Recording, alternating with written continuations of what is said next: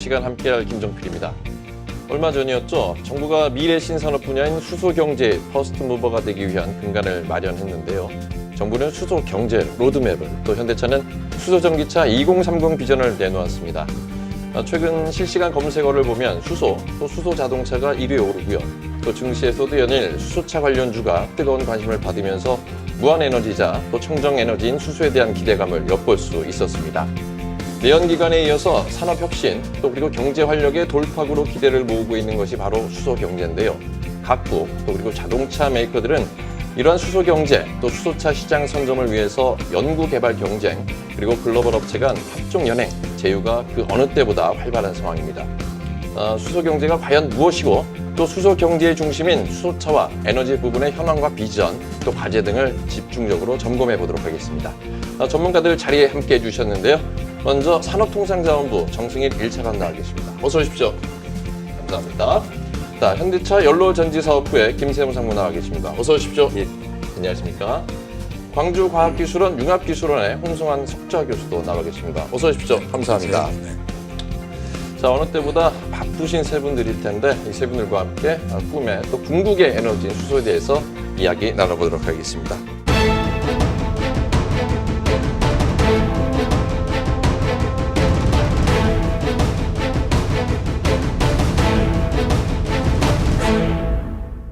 네, 얼마 전 정부가 수소경제 로드맵을 발표했습니다. 정승일 1차관께 먼저 질문 드릴 텐데 수소경제 로드맵이 과연 무엇인지, 또 2040년까지 계획과 세부 목표, 또 비전 어떤 것인지 소개 좀 부탁드리겠습니다. 예. 석유와 석탄으로 대표되는 이제 탄소 경제에서 수소를 주 에너지원으로 하는 수소 경제로의 이행에 각국의 움직임이 빨라지고 있습니다. 네. 이 수소 경제로의 이행이 될 경우에는 우리 경제는 물론이고 우리 사회와 우리 국민 생활 전반에 걸쳐서 큰 변화가 있을 것으로 예상이 됩니다.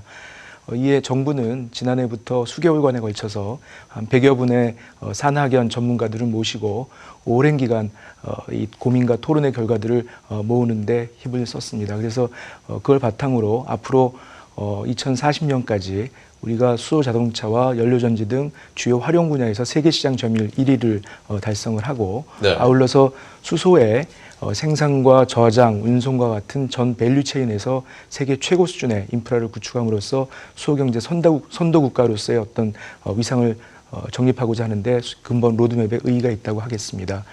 주요 내용을 좀 간단히 말씀을 드리면, 우선 수소차 분야에서는 현재 800여 대 수준인 수소자동차의 보급 대수를 2022년에 국내 시장에 6만 7천 대, 그리고 2030년에 85만 대, 그리고 2040년에는 290만 대까지 늘려가는 그런 보급 목표를 로드맵에 담았습니다. 그리고 이제 에너지원으로서의 수소 연료전지의 경우에는 발전용 연료전지의 이 용량을 2040년까지 내수 8기가와트, 그리고 수출용 7기가와트로 총 15기가와트 이상의 발전용 연료전지를 생산하는 기반을 구축하는 것을 목표로 삼았습니다. 아울러서 수소의 안전성 확보를 위해서도 만전을 기해하겠습니다. 그래서 이 전 주기에 걸쳐서 수소의 안전성을 확보할 수 있을 만한 그런 인프라를 구축하는 데에도 저희가 심의 노력을 기울일 계획으로 있고요. 아울러서 이 수소 생태계를 구성하는 중소 중견기업들의 육성, 그리고 이를 뒷받침하는 법적 제도적 기반을 완비하는 데 목표를 두었습니다. 네. 저희가 이제 어릴 적 학교 다닐 때 이제 수소 전기분해 갖고 발생시키는 실험을 간략히 해서 다들 그렇게 알고 있는데, 마이너스에 이제 쪽 산소 생기고 뭐 플러스 쪽에 수소 생기고 해가지고 반대인가요? 그렇죠. 그거의 역반응이죠. 역반이죠. 예, 그래갖고 결국에 물만 나온다, 이제 청정 에너지다 그래갖고 와 이거 최고 궁극의 에너지 아니냐, 청정 에너지 아니냐, 이런 반응들 참 많았었는데 앞으로 이런 부분들 계속 점검하고 정책 수립하고 업계에서 기술 개발해가지고 이런 것들 현실화됐으면 하는 바람이고요. 자, 이번에는 홍성환 교수께 질문을 넘겨보도록 할 텐데요. 이미 10년 전부터 우리 교수님께서 이 분야 관련해서 주창하시고 또 이런 것들 개발하고 내놓으셨는데, 이번에 정부가 내놓은 수소경제 로드맵 보시면서 느끼는 감회가 남다르지 않았을까 싶은데요. 어떻게 평가하십니까? 네, 그렇습니다. 우선 개인적인 소회부터 말씀을 드리면은 이 한마디로 늦었지만 드디어 정부가 나섰다. 네. 그렇게 평가하고 싶습니다. 그렇죠. 벌써 10년이라는 시간이 지났으니까요. 그렇죠. 예, 예. 네. 그래서 이 수소경제 진입을 위해 가지고 국가의 비전과 실행 방안을 제시했다. 그리고 이제 정부가 확실하게 그 정책적 의지를 보였다는데 저는 큰 의미를 부여하고 싶습니다. 네.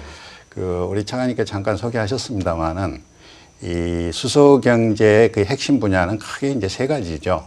수소를 어떻게 생산하느냐, 그리고 이제 저장하고 운송하는 인프라 문제, 그리고 이제 세 번째가 이제 활용 측면이 되겠는데요.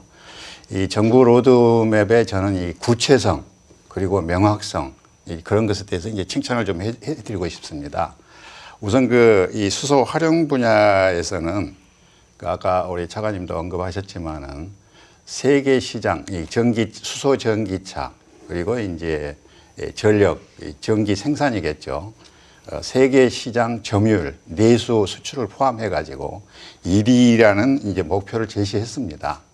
그래서 저는 그게 굉장히 공격적인 목표죠. 네네. 그런데 저는 이제 이걸 좀 이 정부의 그 정책 의지에 그 선언적 의미가 다분히 있다. 이제 그렇게 평하고 싶고요. 자, 이런 이제 보급 목표를 달성하려고 그러면 이제 수소 생산을 해야 되는데 수소 생산은 이제 크게 두 가지가 있습니다. 하나는 이제 이 석탄이나 석유, 천연가스에서 수소를 추출하는 방법. 그리고 또 하나는 이제 재생에너지에서 나오는 전기를 가지고 물을 분해해서 수소를 방법. 이제 크게 두 가지가 있는데 네. 현재 우리가 쓰고 있는 기술은 재생에너지에 의한 보급률이 낮기 때문에 현재 우리가 쓰고 있는 것은 주로 이제 화석에너지에서 이 수소를 만드는 기술입니다. 그러나 우리가 이제 미래 에너지 측면에서 보면은 이 친재생 에너지로 넘어가야 되거든요. 예. 그래서 이 정부가 이번 로드맵을 통해 가지고 이 화석에너지 시대에서 이 재생에너지 시대로 넘어가는 이제 그래서 그걸 이제 이 그레이 하이드로진, 회색 우리말로 하면 이제 회색 수소가 되겠죠. 그 다음에 이제 그 재생에너지에서 수소를 만드는 것은 그린 하이드로진, 이렇게 이제 녹색 수소 이제 뭐 그런 개념인데 정부 로드맵에 하면 분명하게 이 그레이 하이드로진에서 그레이 하이드로진으로 옮긴다 하는 어떤 정책적인 선언을 분명히 한 거거든요. 예. 이제 그런데 저는 큰 의미를 부여하고 싶고요. 또 하나 이제 그 수소 저장 인프라 측면에서는 이게 이제 가장 중요한 이슈 중에 하나인데 왜냐하면은 이 가격 구조상 수소 가격 구조상 굉장히 비싼 부분이거든요. 예를 들면은 우리가 이 석유화학 공장에서 이 수소를 만들 때 생산 가격이 킬로그램당 2,700원입니다. 예. 그런데 이제 그걸 운송을 해야 되잖아요. 소비자 근처로. 그렇게 되면 예를 들어서 여천에서 수소를 만들어 가지고 2,700원짜리 킬로그램당 그걸 이제 제가 살고 있는 광주에 이렇게 옮긴다. 그러면은 그 가격이 7,500원이 됩니다. 예. 그래서 어떻게 보면 이제 생산 가격보다 2배 이상 비싸지거든요. 그래서 이 정부 로드맵상에 보면은 현재 우리가 사용하고 있는 고압 용기라든가 트레일러 운송 수단을 이 파이프라인을 설치하는 것까지. 네. 그래서 사실 저희들이 한 1, 2년 전만 해도 과히 엄두를 못 냈습니다. 엄청난 인프라가 투자가 들어가기 때문에. 그래서 정부 로드맵에서는 그런 과감한 그런 어떤 목표 제시를 했다 하는 측면에서도 저는 높이 평가하고 싶고요. 수소 충전소 문제도 그렇습니다. 우리가 이제 차를 이렇게 보급을 하게 되면 수소 충전소를 이렇게 설립을 해줘야 돼, 건축을 해줘야 되는데 이게 이제 문제가 있거든요. 수소 충전소 우선 가격이 하나 세우려고 그러면 20억, 30억이 듭니다. 네. 그게 굉장히 비싼 돈이 들고 또 하나는 이제 차가 이렇게 많이 다니지 않기 때문에 이 운영비가 많이 드는 거거든요. 그래서 비싸죠. 그래서 이제까지 그래서 이제 우리 정부가 이제 못했던 거거든요. 근데 그런 측면에서 이 수소 충전소 보급 목표도 굉장히 공격적으로 수소 전기차 이 보급하고 아울러 가지고 제시했다는 점 저는 높이 평가하고 싶습니다. 다만 이제 그 민간 투자를 우리가 유도하고 하기 위해서는 정부의 정책의 지속성 문제가 있습니다. 네. 지속성 또 신뢰성 그래야 이제 민간 기업이 믿고 과감한 투자를 할 수 있는 거 아니겠어요? 그래서 매번 보면은 이 로드맵 발표하고 시지부지하고 하는 이제 그런 게 사실 많이 있어 왔거든요. 이제 그런 측면에서 저는 이 정부 정책의 신뢰성 그리고 지속성 그걸 이제 강조하고 싶고 또 이게 또 정부가 바뀌면 정권이 바뀌면은 또 바뀌는 거거든요. 그래서 이제 그런 것을 이렇게 사전에 방지하기 위해서라도 이 수소 경제법 같은 것을 입법화해 가지고 이제 그런 문제를 해결하는 이제 그런 바람을 가져봅니다. 네. 앞서서 굉장히 의미 있고 좋게 평가하신다는 말씀 이후에 또 정부 정책과 또 바라는 이야기를 하실 때 우리 또 차관께서 굉장히 귀를 쫑긋 세우시고 들으셨는데 일단 뭐 수소 경제법도 제정이 필요하고 컨트롤 타워 전담 기구에 대한 얘기가 좀 나왔고요. 또 정권이 바뀌게 되면 항상 바뀔 수 있는 부분들이 있는데 영속성 부분, 지속 가능하냐 이 부분 잠깐 말씀을 좀 듣고 가야 되지 않나 싶은데 예. 이 부분은 어떨까요?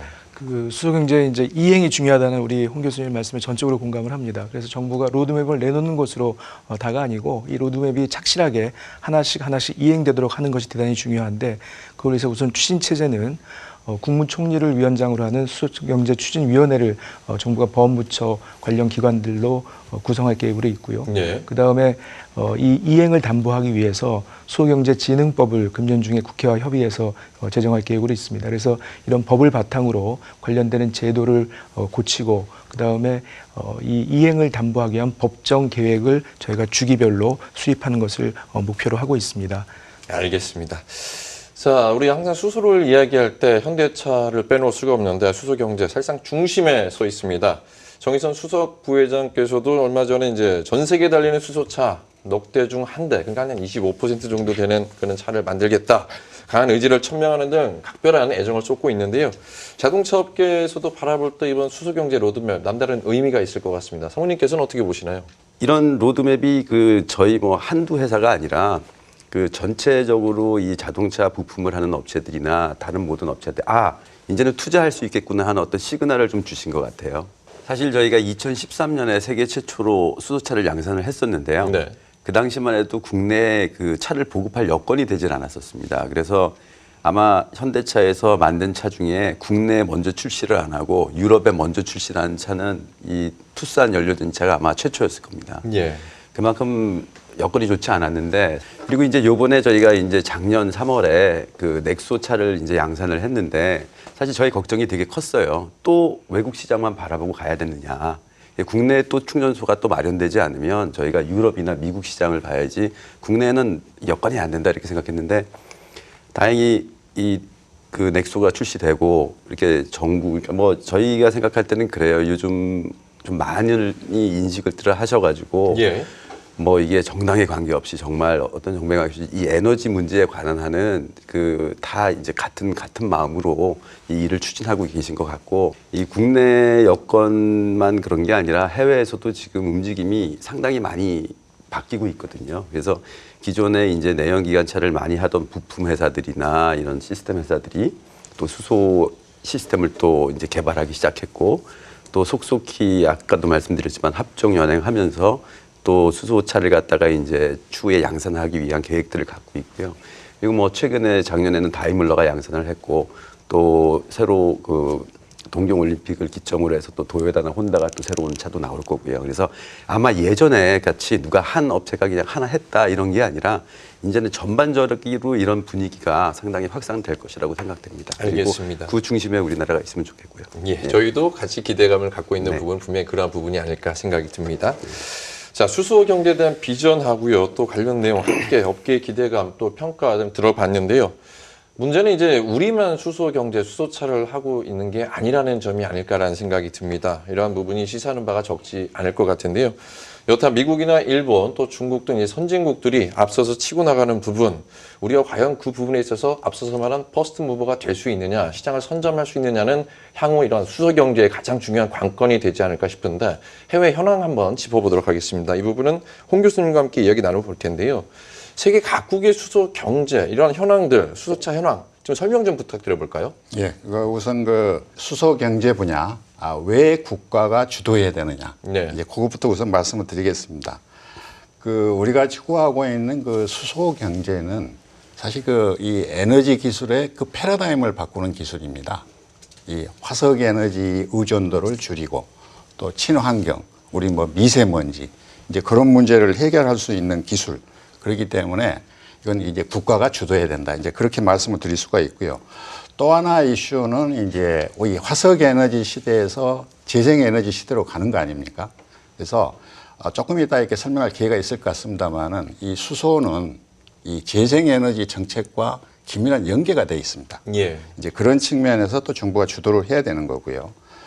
또 하나 이제 이게 그 패러다임을 바꾸는 기술이다 보니까 이 기술적인 측면에서 사실 넘어야 될 허들이 굉장히 많습니다. 네. 사실은 가격 문제라든가 또 기술의 그 장벽 문제 등등 해가지고 그래서 이게 저기 민간 기업이 참여하기가 상당히 어려운 기술입니다. 네. 그래서 이 초기 마켓을 좀 열어주고 그리고 또 이 인프라, 이 충전소 까는 거 어떻게 보면은 이제 비유가 적절한지는 모르겠습니다만은 이 고속도로 까는 거하고 똑같거든요. 그래서 이 정부가 좀 이렇게 이니시에이션을 좀 해줘야 되는 이제 그런 측면이 있거든요. 이러한 연유로 그 우리보다 조금 낫다는 이제 선진국, 미국, 일본, 이제 독일 중심의 그 EU에서는 이 국가 아젠다를 이미 설정해가지고 열심히들 하고 있습니다. 예. 그래서 미국 경우는 이제 하이드로진 이니셔티브라는 어떤 정책 선언을 가지고 이 기술 개발을 주도하고 또 각국의 그 정책을 주도하고 선도하는 역할을 해왔다고 하면은 최근 들어서 가장 제가 보기에 활발히 하고 있는 나라는 일본 그리고 이제 독일 중심의 유럽이 아닌가 이렇게 생각을 합니다. 그래서 그 이유 중에 하나는 이 에너지 기술의 그 패러다임을 바꾸는 것을 넘어서서 이제 가능성을 본 겁니다. 네. 일례가 이제 그 현대차가 해놓은 게 맞습니다만은 수소 전기차가 이제 상용화가 될 가능성이 굉장히 커진 거거든요. 예. 이제 그런 측면이 있고 또 하나 중요한 이유는 이 재생에너지하고 연계입니다. 이 재생에너지 보급을 확대하다 보면은 반드시 수소하고 같이 하게 하는 구조가 있거든요. 이제 그런 부분 때문에 그 일본이나 이 독일에서는 지금 이렇게 굉장히 그 수소 경제가 재부상하는 이제 그런 상황이 있거든요. 자, 이제 중국입니다. 이게 후발주자죠. 그런데 제가 판단하기에는 그 엄청난 속도로 지금 따라오고 있습니다. 네. 그래서 최근 그 차이나 하이드로진 이니셔티브를 또 선언하고 해서 이 중국도 우리가 저기 만만히 볼 건 아니다. 자, 근데 우리나라는 어떠냐? 우리 현대차가 있습니다만 수소 전기차를 우리가 양산할 수 있다는 게 얼마나 큰 자랑인지 모릅니다. 그래서 이 수소 전기차 그리고 또 발전소도 저희가 한 50여 개 지금 설치가 되어 있습니다. 네. 그래서 다운스트림 쪽에는 그 정부의 보조 정책에 의해서 이렇게 잘 해왔습니다. 그런데 어떻게 하다 보니까 지난 10여 년 우리가 정부가 솔직히 굉장히 무관심 이렇게 좀 지원 안 했습니다. 예, 예. 그래서 그 이유가 이제 치킨 앤드 에그의 이슈죠. 예를 들어서 뭐 수소차를 먼저 해야 되느냐, 수소 충전소를 먼저 해야 되느냐. 수소차 입장에서는 충전소가 없는데 수소 충전소 입장에서는 차가 없는데 그 비싼 걸 뭐 만들어야 되냐. 이제 이런 이슈거든요. 자, 그래서 이제 그런 문제들이 저는 이번 정부의 그 로드맵 발표와 정책 의지로 말끔히 해소되지 않았냐 이제 그렇게 생각하고 싶습니다. 알겠습니다. 자, 뭐 일본이나 뭐 EU 또 유럽 쪽이죠. 이쪽 독일을 중심으로 좀 앞서 나가고 있는데 분명히 이제 시작 출발은 우리가 먼저 했는데 뭐랄까요, 우리가 좀 정체된 게 없잖아 있었는데 그럼 일반 우리 시청자분들이 이야기에는 그 격차 갭이 어느 정도 되는 보통 몇 년 뒤져 있다 뭐 이렇게 많이들 표현을 하거든요. 어느 정도로 보시나요? 저는 그 아까 말씀드렸듯이 이 활용 분야 쪽, 이 다운스트림 쪽은 우리가 아주 인류다. 초인류 기술을 보유하고 있다. 1등이라기는 좀 쑥스럽습니다만, 1등에 버금가는. 네. 이제 그런데 이 업스트림 쪽은 솔직한 말이 지금 굉장히 저희가 굉장히 뒤처져 있다. 이제 그렇게 말씀드립니다. 그럼 이번 뭐 정부 로드맵을 통해서 그러한 부분들 네, 보완하고 네, 하면 네. 충분히 경쟁이 가능하다 이렇게 볼 수 있는 거죠. 저는 자신 있다고 봅니다. 알겠습니다. 앞서서도 교수님께서 중국이 가장 좀 긴장해야 되는 대상이 아니냐 이런 표현을 할 정도로 지금 약간 여러 가지 저희가 좀 출발이 늦다 이렇게 좀 많이 지적들을 해주고 계십니다. 이번 수소 로드맵의 핵심은 결국 이제 수소차가 아닌가 싶은데요. 수소차를 2040년까지 앞서서 차관께서 설명하시기에도 620만 대 누적 생산하겠다고 하는데 이러한 부분 지금 업계와 함께 이야기 나눠보도록 하겠습니다. 김 사무님, 현실적으로 이렇게 가능한 건가요? 가능하죠. 아주 단순합니다. 뭐 이렇게 복잡하게 설명할 필요가 없고요. 얼마 전에 유럽에서 저번 한 달도 안 됐습니다. 네. 유럽에서 이제 새로운 연비 규제가 나왔어요. 좀 간단하게 설명을 드리면 2015년 연비 규제가 차가 1km 달릴 때 135g의 이산화탄소를 허용합니다. 그거 이상 130g. 그 이상 나오면 벌금을 내게 돼 있어요. 예. 근데 이 130g이 2020년 그리고 그러니까 내년이죠. 내년부터 얼마가 되냐면 95g이 됩니다. 그러면 한마디로 말하면 연비를 27%를 갖다가 5년 만에 더 좋게 해야 되는 거거든요. 근데 이게 그럼 20년에 끝나느냐? 25년이 이번에 확정이 됐습니다. 81g 정도 됩니다. 왜냐하면 95g에 15%를 줄이는 거예요. 근데 몇 g 이산화탄소 하니까 잘 안 잘안 와닿는데 와닿죠? 얼마를 달려야 그 정도의 이산화탄소가 나오는 그러니까 거예요? 1km 달릴 때 예. 나오는 양이에요. 이걸 계속 줄여나가야 돼요. 예. 그러니까 한마디로 말하면 연료를 조금 쓰고 많이 가야 되고 CO2를 발생시키지 말라는 얘기거든요. 예. 2030년이 또 확정이 돼 있습니다. 2030년이 59g이에요. 예. 2020년 대비 37.5%를 줄여야 되거든요.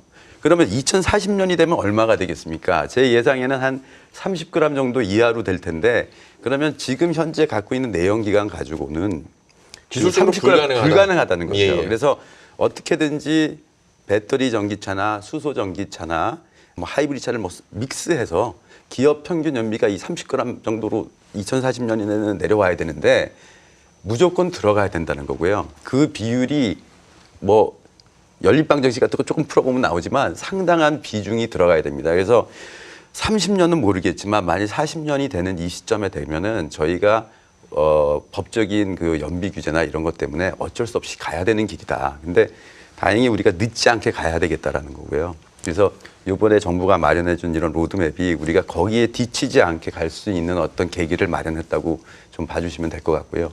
아까 홍성환 교수님 말씀하셨는데 제가 연료전지 시작할 때 홍성환 교수님이 연료전지 대부였습니다. 예. 그래서 그때 이제 2005년에 이런 로드맵도 만들었고 제가 중국에 홍성환 단장님께서 그때 한중 기술교류 포럼이 있었어요. 연료전지. 예.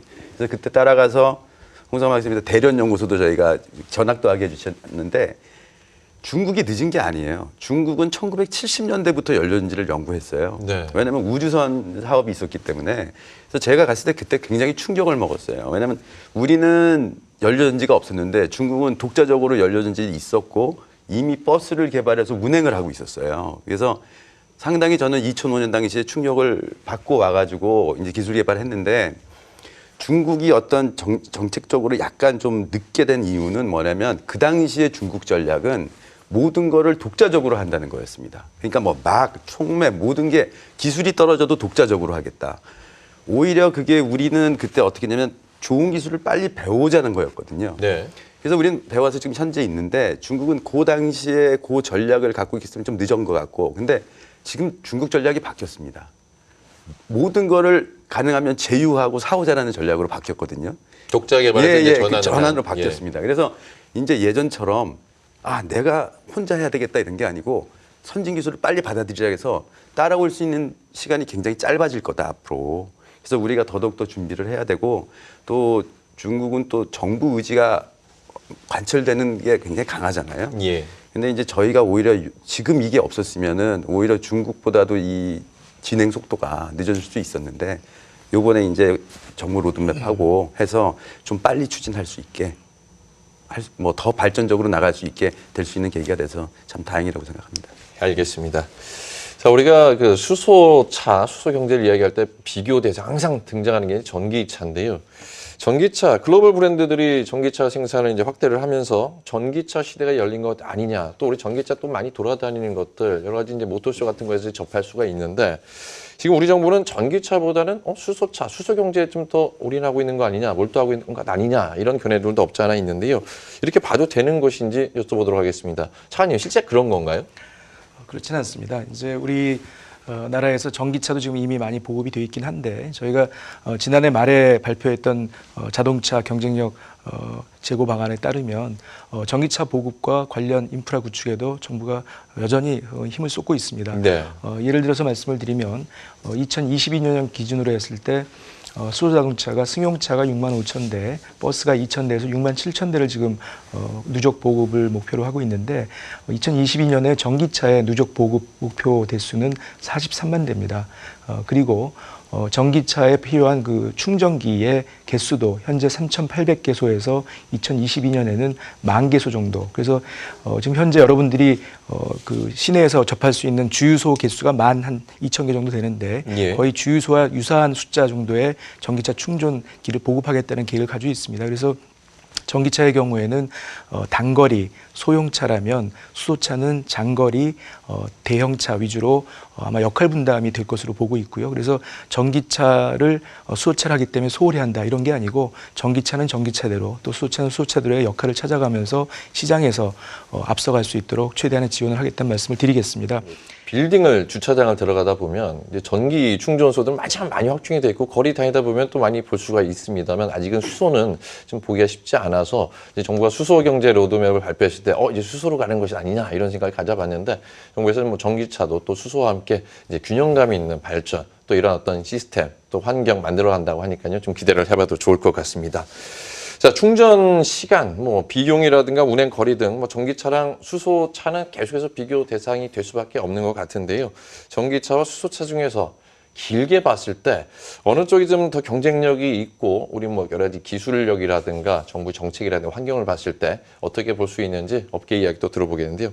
김상무님이 보시기에는 어떻게 좀 더 경쟁력이 있다고 보시는지요? 승용 분야에 있어서는 뭐 상당히 서로 수소차하고 전기차랑 경쟁하면서 갈 것 같아요. 그리고 어떤 나라의 그 에너지 상황에 따라서 달라질 것 같은데 저희가 그 앞으로 그 친환경적인 파워트레인으로 간다 그러면 쓸 수 있는 게 배터리랑 연료전지 두 개라는 건 아까도 말씀을 드렸는데 특히 장거리 쪽에 가면은 그리고 우리가 차가 승용차만 있는 게 아니지 않습니까? 그렇죠. 트럭도 있고 버스도 있고 이렇게 굉장히 무겁고 장거리를 가야 되는 차가 있는데 이런 거는 배터리를 많이 실으면 차가 많이 무거워져요. 네. 그리고 충전 시간이 승용차보다 더 많아지고 그렇죠. 그래서 이런 분야는 확실히 수소차가 더 경쟁력이 있다.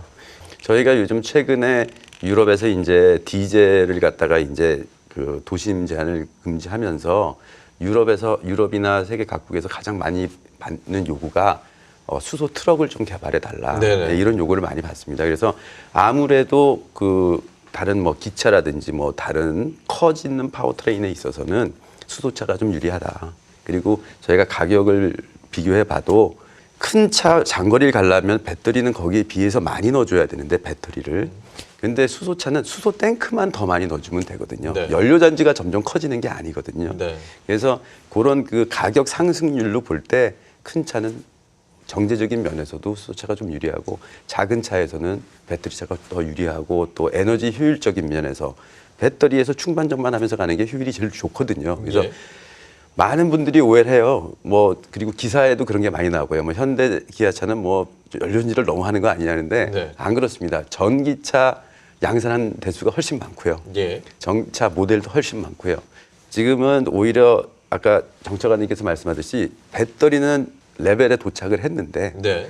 연료전지는 아직도 시작이거든요. 그래서 이 미래의 시장을 볼 때 연료전지하고 그 전기차가 같이 가야 되는데 너무 하나가 떨어져 있으면 안 되고 또 오히려 요 기술에 있어서는 우리가 선도하면 더 앞으로 미래의 우리 뭐 산업 전망이 더 좋기 때문에 지금은 좀 수소를 좀 더 키워주십사. 아직까지 보시면 알겠지만 지금 800대 나와 있습니다. 네, 앞으로도 예. 많이 하겠지만 아직까지 전기차에 비하면 인프라 측면이나 그런 모든 면에서 좀 더 지원이 필요한 분야다 이렇게 말씀드리겠습니다. 자, 먼저 정부의 로드맵 또 현대차의 비전을 보면 계획대로만 된다면 또 갈 길이 많고 또 시장 무궁하지 않나 싶은데 핵심 성장 동력이 되려면 역시 이제 기술력이 어느 정도 되느냐. 앞서서 이제 뭐 우리 전문가분들 또 차관님께서 말씀하시기에도 우리는 최고의 기술력을 갖고 있다 이렇게 말씀을 하셨는데 이게 또 외람된 질문일 수도 있고 또 당연한 질문이 될 수도 있을 것 같은데요. 우리 기술력 실제로 어느 정도 수준까지 올라와 있는지 이 부분 한번 이야기 나눠보겠습니다. 김세현 상무님 어떻습니까? 네. 물론 좋다고 하시겠지요. 아니요, 좋다고 하는 게 참 쑥스러운데요. 예. 쑥스럽고 하지만 충분히 가능성이 있다. 단지 저희가 지금 집중하려는 거는 승용차용의 내구나 이런 수준은 만족합니다. 예. 근데 아까도 말씀드렸듯이 더 요구가 많이 오는 게 트럭하고 버스 이런 데거든요. 그래서 그런 데의 내구를 맞추지는 못해요, 아직. 왜냐하면 저희가 너무 승용차 중심으로 개발을 해왔기 때문에. 네. 그래서 앞으로 내연기관 차에 해당하는 내구만큼을 따라가는 거 하나 하고 그다음에 아직도 원가가 좀 높기 때문에 원가를 절감해서 일반 소비자가 용이하게 쓸 수 있는 가격까지 내려오는 거 이 두 가지를 저희가 목표로 하고 있습니다. 예. 알겠습니다. 자, 수소차 이제 인프라 기술력은 최고치에 올라와 있다. 이거는 자부하고 있고 또 여러 가지 업계라든가 정부에서 이렇게 인정을 하고 있는데요. 문제는 이제 인프라입니다. 주변에 아무리 둘러봐도 뭐 충전소 하나 보기 쉽지 않고 저장 또 운송 이런 부분들도 여전히 갈 길이 먼데 이런 인프라 구축은 단연 앞서서도 차관께서 말씀하셨는데 어느 한 기업, 민간의 힘으로만은 쉽지가 않습니다. 결국은 정부의 정책과 함께 투자, 막대한 돈이 들기 때문인데요. 여러 가지 지금 절대적으로 충전소 부족, 또 각종 규제 이런 것들 하기 쉽지 않다. 물론 이제 정부가 샌드박스를 통해서 여러 가지 규제를 풀기에 나서고는 있습니다만 이런 지적들 이어지는데 이 부분 어떻게 좀 해소를 해 나갈지 인프라 구축 과정에서 생기는 걸림돌들 여러 가지 정부의 해안을 한번 들어보도록 할 텐데 이 부분은 결국 차관님께서 말씀해 주셔야 될 것 같은데요. 어떻게 준비하고 계신지요? 예, 충전소의 문제가 대단히 중요합니다. 지금 2017년도에 수소차가 한 170여 대에서 2018년도에는 800여 대로 이제 늘었고요. 금년에는 4,000여 대를 목표로 하고 있습니다. 그리고 이제 앞서 말씀드렸던 대로 2022년에 누적 보급 대수가 6만 7천 대까지 다다르게 되면 반드시 충전소의 확충이 필요하고요.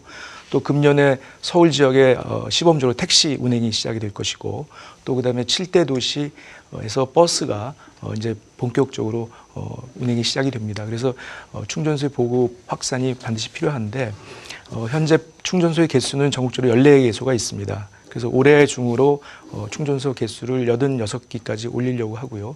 그 다음에 2022년에는 310개소, 그 다음에 2040년에는 1200개소까지 지금 충전소를 확충하려고 하고 있습니다. 충전소를 늘리는 데 있어서 두 가지 걸림돌이 있습니다. 네. 하나는 이제 일정 기간 충전소 설치와 운영에 따르는 비용을 어떻게 보전할 것이냐 하는 문제가 하나 있고요. 두 번째는 이제 충전소 설치와 관련된 각종 규제 를 어떻게 돌파하도록 할 것이냐 이 두 가지가 핵심 쟁점이 되겠습니다. 우선 이제 그 설치와 가동상의 어떤 비용 보전과 관련해서는 세계 각국이 이 수소 충전소의 설치 단계, 운영 단계에서 일정 부분 재정적 지원을 하고 있습니다. 그래서 많은 경우에는 한 60% 이상까지 재정적 지원을 하고 있는데. 현재 관계부처와 설치 단계에서의 이 한 50% 가까이의 설치비 보전은 거의 대부분 합의가 이루어졌고요. 운영 단계까지 보조를 늘리는 방안을 지금 협의를 진행하고 있습니다. 그래서 어느 정도 경제 규모에 도달할 때까지는 수소 충전소의 운영을 지원해야 된다는 이런 생각을 가지고 있고요. 두 번째로 이제 충전소 확산에 걸림돌이 되고 있는 규제에 관한 문제입니다. 아까 앵커께서 말씀하셨던 대로 금년 1월 17일부터 규제 샌드박스법이 이제 시행이 되는데 그 법의 내용은 새로운 산업에서 신제품 또 새로운 서비스가 등장할 때 규제가 문제가 된다면 규제를 임시적으로 면제해주는 그런 법안이 되겠습니다. 그래서 이런 법 제도를 활용해서 충전소가 도심지 그리고 LPG 충전소와 같이 여유 부지가 있는 그런 장소들에 좀 확산될 수 있도록 저희가 규제를 적극적으로 개선해 나갈 계획으로 있고요. 이런 노력을 통해서 국민들이 수소차를 운행하는데 불편함이 없도록 충전소를 최대한 늘려가는데 정책적 영향을 다하도록 하겠습니다. 알겠습니다. 언제 어디서나 불편함 없이 이렇게 충전소 이렇게 접할 수 있고 활용할 수 있다라면 더욱더 수소 경제, 수소차 환경이 발전할 수 있지 않을까 싶은데 그러한 부분들 또 우리 정부에서 약속하고 있으니까요. 또 지켜보면 조만간 주변에서 볼 수 있지 않을까라는 생각이 듭니다. 이제 수소 하게 되면 저희가 또 계속해서 어려서부터인가요? 이제 수소 폭탄 여러 가지 역사적인 일이라든가 또 이제 영화라든가 이런 걸 또 접하다 보니까 너무 무서운 거 아니야? 지금 이제 택시도 이제 가스를 사용하다 보니까 사고가 나면 좀 커질 수 있다라는 우려도 적지 않거든요. 그런데 이러한 부분은 계속해서 우려가 커지고 있는데 이게 쉽게 가시지는 않는 것 같아요. 네. 이게 수소에 대한 폭발 우려, 걱정들이 적지 않은데 정말 문제가 없는 것인지 이런 부분을 한번 짚어보겠습니다. 사모님, 진짜 이게 폭발 우려 없는 건가요? 예전에 어떤 기자분이 저희가 한 2004년 정도에 저희 연구소를 찾아오셔가지고 네. 이게 핵폭탄 아니냐, 네. 수소폭탄 아니냐 그래서 제가 우리나라 국방을 책임지겠다. 내가 그럼 수소탄 한 30개 갖고 있다 여기. 예. 그렇게 만드는 게 그게 쉬우면은 뭐 어려운 게 없겠죠. 그리고 많은 분들이 좀 오해를 하고 계시는 게 있어요. 네. 모든 에너지는 폭발을 해야 됩니다. 그렇죠. 그렇죠. 폭발을 왜냐면은 에너지원이 할 수 있으니까. 그렇죠. 저희가 그냥 열만 얻겠다 그러면 태우지만 예. 내연기관도 가솔린이나 디젤을 넣고 태워야 해서 폭발력이 있어야지 저희가 동력을 쓸 수 있는 거거든요. 예. 수소는 그렇게 폭발력이 강하진 않습니다. 그 자체가. 왜냐하면 자동차 업계에서도 수소를 엔진에 넣어서 태워서 가려고 하는 노력도 많이 했어요. 그래서 수소 엔진도 많이 개발을 했었지만 워낙 폭발력이 작아서 거기다가 공기를 과급해서 넣고 그걸 태워서 열을 내서 부피를 팽창시켜서 이제 했는데 이제는 거의 이런 기술들은 없어졌습니다. 그래서 저희는 지금 이제 연료전지라는 장비를 통해서 이제 전기를 만들어 쓰고 있고요. 그 터미네이터 3인가요? 보면은 아놀드 슈바르츠네거가 심장에서 이렇게 딱 연료전지 퓨얼셀 하면서 뒤로 딱 던지면 팍 터지잖아요. 터지죠, 예. 연료전지는 절대 안 터집니다. 왜냐면 네. 그 안에는 에너지가 없어요. 연료전지는 에너지 변환 장치지 에너지 자체를 갖고 있지 않아요. 알겠습니다. 제가 저기 이 부분은 하도 중요한 문제고 예, 예. 이렇게 그러니까 저 교수님의 활약을 기다렸습니다. 두 예. 가지만 이렇게 제가 예를 들겠습니다. 네. 첫째 그 수소는요 LPG보다 안전하다고 보시면 됩니다. 네. 우리 저 택시에 그 LPG 쓰지 않습니까? 그 이유가 뭐냐면은 수소는 제일 가벼운 분자입니다. 지구상에서 예. 이 분자량이 2거든요. 그리고 이게 그 프로판 그 LPG는 분자량이 36입니다. 네. 그리고 이제 공기 분자량은 29입니다. 자, 그러면은 가스가 우리가 이게 리크가 있다고 그러면은 LPG는 퍼지죠. 공기보다 무거우니까. 그래서 폭발을 하는 겁니다. 근데 수소는 15배가 가볍기 때문에 이 저기 탱크에 구멍이 있다 하더라도 가스가 이렇게 올라갑니다. 거기에 성냥불을 붙이면은 불꽃이 이렇게 뽀로록 올라갑니다. 네. 터지지가 않아요. 이게 이 그렇죠. 정도 되고 만다는 얘기인가요? 예. 그러니까 LPG보다 안전하다. 예. 폭발 얘기하니까 아니, 그게 여기서 아니지. 지금 나오시는데. 예, 예. 단적으로 설명드리면 그게 아주 쉬운 편이에요. 예. 물론 우리가 걱정을 해야죠. 네. 그렇긴 하지만은 그 신문지상에 나는 것처럼 너무 걱정 안 하셔도 된다.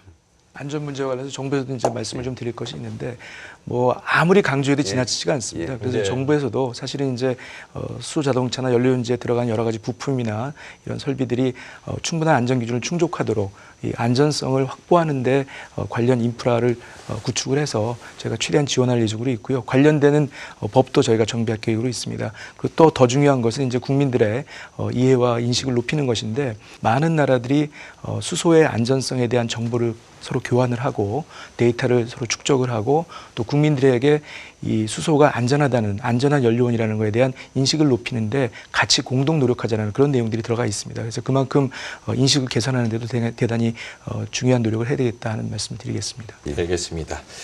자, 이번에는 에너지 분야 이야기를 좀 나눠보도록 할 텐데요. 이전에는 뭐 수소 연료 전지 사업 단장을 맡으셔서 아까도 설명들을 좀 해주셨죠. 홍 교수님께 여쭤볼 텐데 연료전지가 다른 재생에너지랑 비교했을 때 어떤 장점이 있는지도 참 궁금합니다. 소개 좀 부탁드려볼까요? 예, 제가 그 수소 연료전지 별명이 약장사입니다. 예. 그래서 제가 한 2, 3분 이 수소 연료전지 약장사. 저도 아까 그런 느낌을 조금 받았습니다. 이게.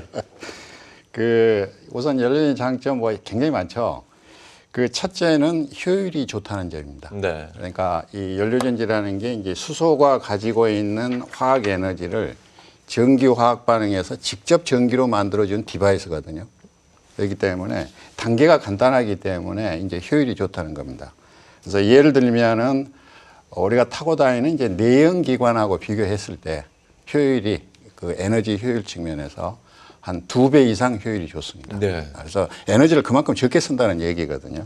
이제 그게 가장 큰 장점이고요. 그다음에 두 번째는 이제 수소를 이용하는 기술이기 때문에 이 환경 친화적이다.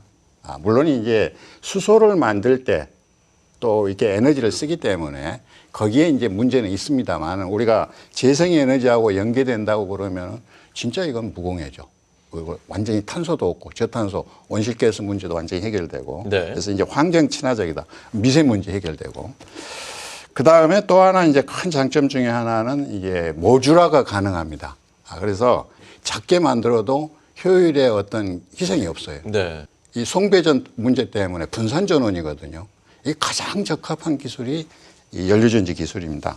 그 다음에 또 하나 장점은 이 물과 이렇게 산소가 반응은 발열 반응입니다. 그렇기 때문에 이 전기화학 반응을 시킬 때 전기도 나오지만 열도 나옵니다. 그래서 우리가 그 열을 우리가 활용할 수 있다고 그러면은 에너지 효율이 굉장히 높아지는 거죠. 그래서 우리가 건물이나 가정에 연료전지를 설치해서 전기를 쓴다고 그러면은 거기서 나오는 열을 우리가 난방도 쓰고 냉방도 쓸 수 있는 거죠. 이제 마지막입니다. 약장사 마지막인데. 네. 재생에너지하고 연계된다는 거. 아까 우리 앵커께서도 뭐 이렇게 무한한 수소 그랬는데 네. 그것은 무한한 물입니다. 물에서 수소를 만들 수 있기 때문에 어떻게 보면 이제 무궁무진한 에너지원이 될 수도 있다. 이제 그게 이제 큰 장점이 되겠습니다. 알겠습니다. 약 잘 파실 것 같습니다, 우리 교수님이.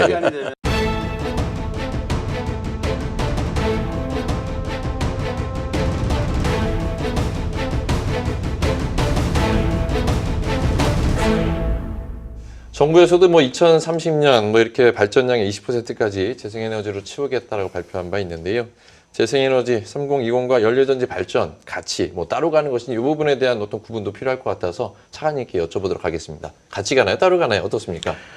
지금 업계에서는 한 2025년 정도면 발전용 연료전지의 경우에도 중소형 가스터빈 발전소 수준의 그런 효율과 비용 수준을 맞출 수 있겠다라는 그런 예상을 하고 있습니다. 그래서 만약에 그런 정도의 기술 진보가 이루어진다고 한다면 연료전지의 역할은 대단히 커질 것으로 생각을 합니다. 예컨대 지금 우리나라의 전력의 생산과 소비의 패턴을 보면 임해 지역에서 석탄이나 원자력과 같은 대규모 발전소를 통해서 대용량으로 전기를 생산해서 장거리로 또 고전압의 송전소를 건설해서 이렇게 공급하는 이런 시스템인데 잘 아시다시피 요즘 이제 미세먼지 문제라든지 여러 가지 환경에 대한 국민적 관심의 그 높아짐, 그 다음에 또 이 송전설로 건설에 따른 지역의 수용성의 문제 등 때문에 이런 방식의 전력의 생산과 소비 방식은 앞으로 지속 가능하지가 않겠다. 그래서 이제 좀 더 분산형 전원에 관심을 가져야 되는데 이런 분산형 전원 시스템을 구축하는 데 있어서 수소 연료전지가 상당히 큰 역할을 할 수 있을 것으로 기대를 하고 있습니다. 알겠습니다. 앞서서 이제 뭐 가정이나 건물용에도 이러한 뭐 연료전지 발전 구상 밝히신 바 있는데요. 우리 집에서도 내가 쓰는 뭐 여러 가지 열원, 또 에너지, 뭐 난방 이런 것도 다 수소로 대체되는 거다. 이런 아직까지 와닿지 않는 부분이 있기도 한데요. 어떻게 설치를 좀 유도해 나갈 것인지 이 부분도 좀 차관님 간략히 좀 설명 부탁드릴게요. 이제 가정과 건물용의 경우에도 이제 소형 수소 연료전지가 사용될 수 있는데 일본의 경우에는 지금 그쪽 분야에 대한 기술이 상당히 앞서 있습니다. 네. 그래서 2030년에 일본 전역에 한 530만 가구 정도의 소형 연료전지를 가정에 보급을 해서 그걸로 전기와 열을 생산하도록 하는 이런 시스템을 지금 구축하고 있습니다.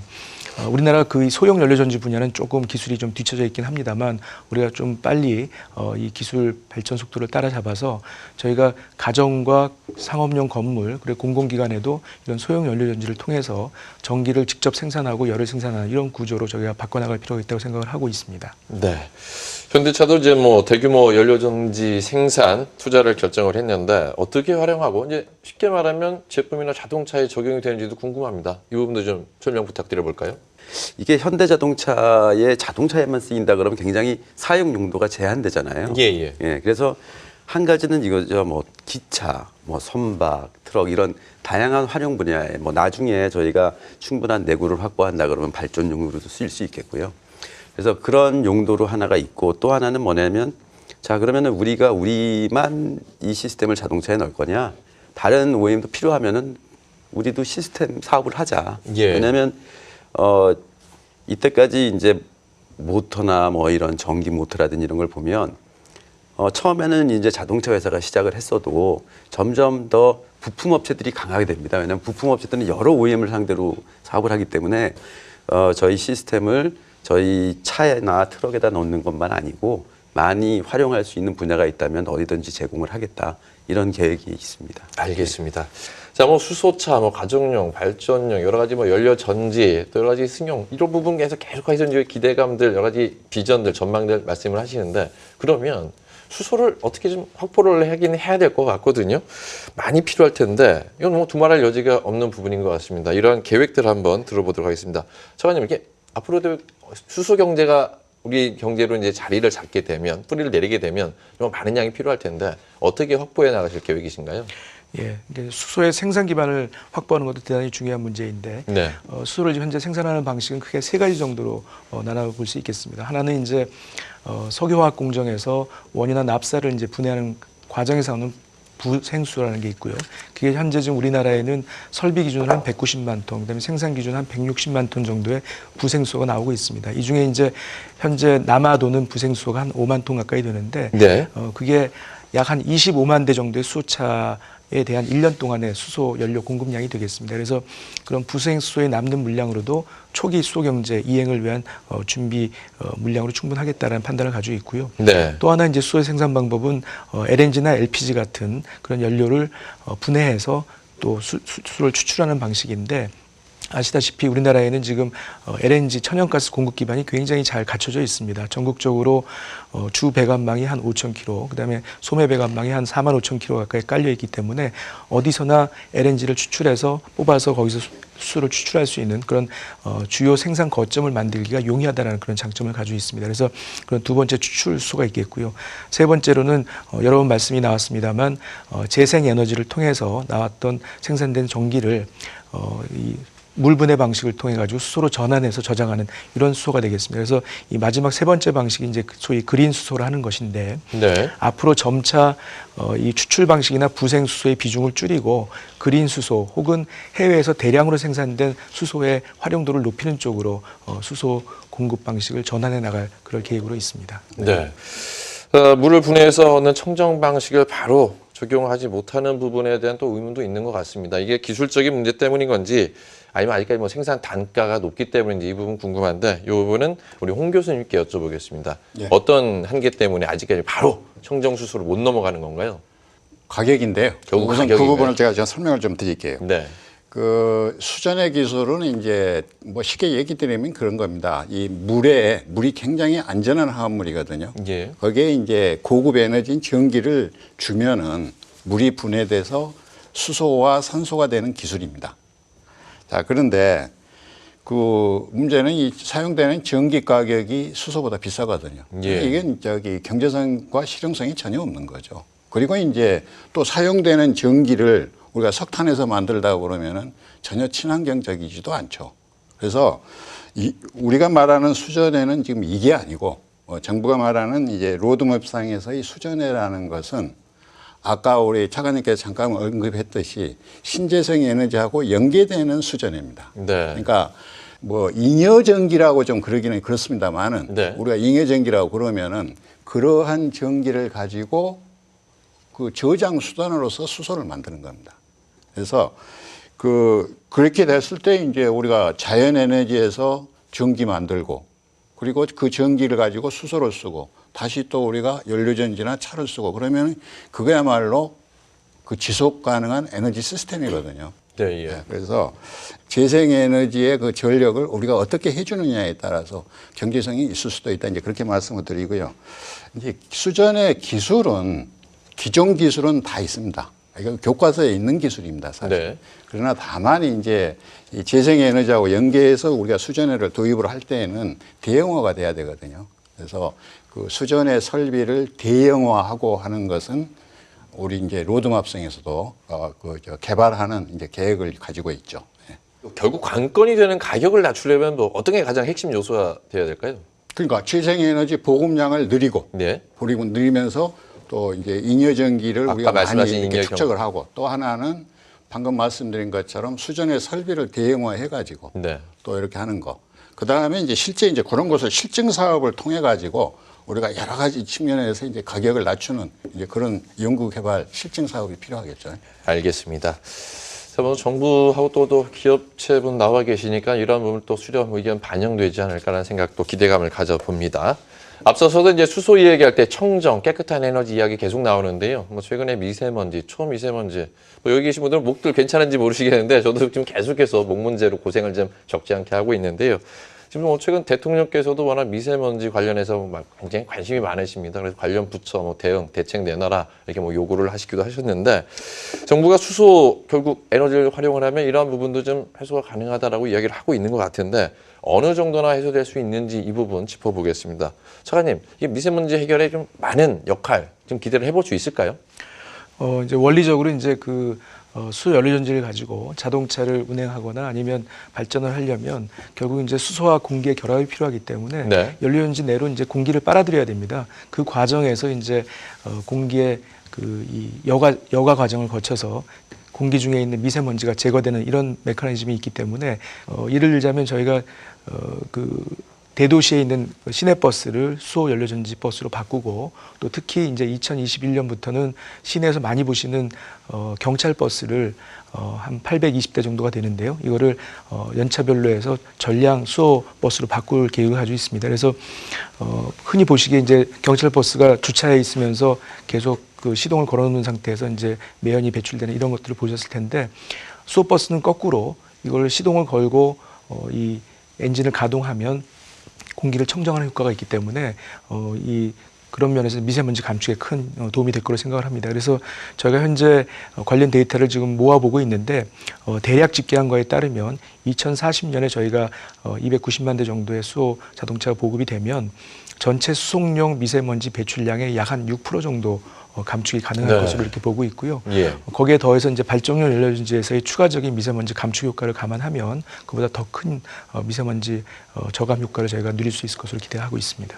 네, 미세먼지라든가 뭐 공기, 청정, 환경에 있어서 많은 기여를 할 것으로 기대가 되는데요. 아무쪼록 제 목 상태도 좀 많이 나아질 수 있도록 좀 수소가 좀 기여를 해줬으면 하는 바람 덧붙여 보겠습니다. 지금 뭐 문재인 대통령께서도 뭐 2030 수소차 연료전지 점유율 우리 세계 1위 돼야 된다 이렇게 강조하고 다니고 계시고 수소차 홍보대사, 자칫 뭐 수소 대통령을 할 정도로 많은 관심과 애정을 보이면서 관련 행보를 계속 이루어 나가고 계신데요. 업계 입장에서 이런 거 보기 위해서 볼 때 지금 목표를 달성하기 위해서 정부가 좀 이런 부분만큼 좀 지원했으면 좋겠다 하는 게 있을 것 같거든요. 뭐 차관님도 나와 계시는데 이런 부분 좀 한번 말씀 좀 해보시죠. 저희가 뭐 이때까지 뭐 이런 걸 기대했기 때문에 이런 거 왔는데 제가 사실은 뭐 어떤 이런 수소 로드맵에 네. 더 뭐 추가를 해서 그런 걸 요구하는 건 아니고요. 오히려 좀 다른 면에 볼 때 저희가 이런 개발 업무를 많이 하다 보니까 얼마나 인재가 중요하다는 걸 굉장히 절실하게 느낍니다. 그러니까 뭐 아무리 뭐 돈이 있고 뭐가 있어도 사람이 없으면 안 되거든요. 예. 근데 저희가 이제 제 친구들도 이제 교수님 하시는 분들이 많은데 네. 좀 얘기하는 게 기초과학을 좀 제대로 배우게 했으면 좋겠다. 이렇게 뭐가 이렇게 좀 뜬다 그러면 이 산업은 왔다 갔다 해도 교육은 왔다 갔다 하면 안 되는데 네. 뭐 연료전지 뭐 특화 뭐 과를 만든다 그러면 하이엔드만 공부를 하거든요. 근데 실제로 우리가 개발을 하다 보면은 화학, 물리 이런 수학 이런 기초 분야가 굉장히 강해야 어떤 새로운 진짜 창조적인 거를 개발할 수 있거든요. 그래서 산업에서도 어떤 연구 개발을 하지만 또 교수님들이나 학생들이 꾸준하게 기초 연구를 할 수 있도록 뭐 산업부나 이렇게 뭐 과기부에서 좀 꾸준한 지원, 이거 일희일비하지 않고 꾸준하게 정말 몇십 년을 할 수 있는 그런 좀 풍토를 좀 만들어 주시면 저희가 앞으로 사람을 뽑아서 쓸 때 훨씬 더 유리한 조건에 있지 않을까 이렇게 생각됩니다. 이게 산업통상자원부에서 해결 가능한 문제인가요? 교육부랑 이야기를 해야 되네. 저희가 작년 말에 이제 그 예. 금년도 산업통상자원부의 업무 계획을 보고할 때 네. 가장 중심적으로 저희 보고했던 내용 중에 하나가 미래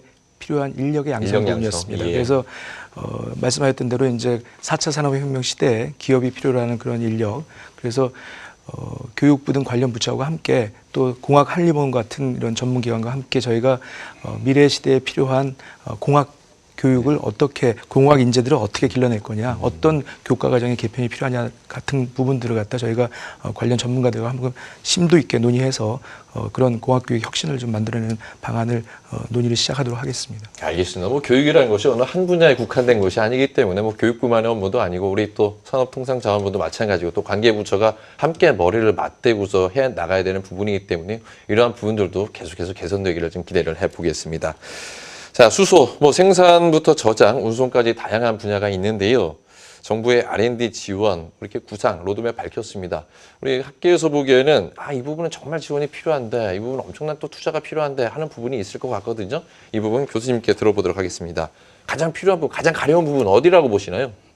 R&D 관련해 가지고는 이게 굉장히 복잡다단합니다. 네. 그리고 또 다 분야를 이렇게 커버해주고 또 지속성이 있어야 되고 그렇기 때문에 제가 정부에 한번 말씀드리고 싶은 것은 이 R&D 실증을 총괄하는 또 우리가 범부처적으로 뭐 산자부, 뭐 교육부, 또 뭐 과학기술부, 뭐 환경부, 국토부 이게 안 하는 데가 없거든요. 예. 이게 컨트롤 타워가 없어요. 특히 R&D 분야는. 그래서 이게 중복이라든가 이제 그런 문제를 피하기 위해서라도 좀 이렇게 R&D 그 수소 경제에 관련된 R&D와 실증을 총괄하는 어떤 그 옛날 제가 사업단장을 했습니다만 그런 걸 한번 다시 재현하면 어떨까. 그게 굉장히 좋습니다. 근데 이제 다만 문제가 네. 사업단장 잘못하면 골치 아픕니다. 그게 좀 문제이긴 한데 네. 좀 그런 것도 한번 고려를 했으면 하는 이제 그런 생각이 듭니다. 왜냐하면은 아까 우리가 이 인프라 분야는 많이 떨어져 있거든요. 예. 가속화해야 됩니다. 알겠습니다. 자, 수소 경제 위해서는 아무래도 여러 가지 인프라 또 R&D 지금 여러 말씀하신 지원책들이 이제 필요하다고 볼 수가 있겠는데 아무래도 우리 국민들의 또 참여 또 수소에 대한 이해가 가장 또 필수적인 사항이 아닌가 싶습니다. 마지막으로 우리 정승일 차관께 우리 국민들 또 사용자 여러분들, 소비자 여러분들께 당부사항, 요청할 만한 사항들 간략하게 듣도록 하겠습니다. 어떤 말씀 해주실까요? 수소경제가 앞으로 우리 사회에 가져올 여러 가지 변화를 감안했을 때 현재 저희가 준비를 소홀히 할 틈이 없다고 생각을 합니다. 다만 아직도 여러 가지 기술적으로 극복해야 될 과제들이 남아있고 아직 불확실한 측면들이 있기 때문에 이런 부분들을 하나하나 저희가 기업과 전문가들이 모여서 함께 극복을 해나가야 됩니다. 아직 아무도 가보지 않은 길이기 때문에 확신을 할 수 없지만 이런 길을 저희가 먼저 나서지 않는다면 저희가 퍼스트 무버로서의 어떤 경험을 하기가 어렵다고 생각합니다. 메모리 반도체 이후에 우리 경제를 이끌고 갈 만한 그런 미래의 유망 분야로서 수소경제에 대한 국민적 이해와 관심, 지지가 필요하다고 생각을 하고요. 정부는 기업과 관련 전문가들과 함께 수소경제의 선도국가로서 위상을 정립하기 위해서 최선의 노력을 다하겠다는 말씀드리겠습니다. 알겠습니다. 자, 세계 최고의 수소경제 강국 반열에 오르기 위한 아주 여러 가지 의미 있는 첫걸음을 일단 내딛기는 했습니다. 이러한 것은 세부 현황, 또 여러 가지 과제, 우리에게 시사하는 바 등에 대해서 전문가들과 함께 이야기 나눠봤습니다. 산업통상자원부 정승일 1차관, 그리고 광주과학기술원 홍승환 석좌 교수, 또 현대차 연료전지사업부 김세훈 상무, 오늘 이렇게 세 분께서 수고해 주셨습니다. 말씀 고맙습니다. 네, 감사합니다. 자, 21세기 꿈의 연료라고 불리고 있습니다. 수소를 이용한 자동차 시대, 또 수소를 활용한 경제가 성큼 우리 곁으로 다가오고 있는데요. 미래의 자동차 산업의 새로운 생태계를 구축하는 기반으로서 또 정부와 기업 등 민간이 하나가 돼서 새로운 모멘텀, 또 성장 동력 발굴을 위해서 총력을 기울이고 있습니다. 정부와 자동차 업계, 또 학계에 주어진 책무와 과제의 무게가 결코 가볍지 않아 보이는데요. 아무쪼록 침체된 우리 국내 자동차 산업을 살리는 원동력이 되고 또 수소차 보급이 4차 산업혁명의 총알로서 또 새로운 일자리 창출과 지속성장 또 우리 경제에 활력을 불어넣어주는 출발점, 전환점이 되기를 기대해 보겠습니다. 특집 무한에너지 수소 시대가 온다. 1시간여 동안 함께해 주신 여러분 정말 고맙습니다. 저희는 여기서 물러가겠습니다. 시청해 주신 여러분 고맙습니다.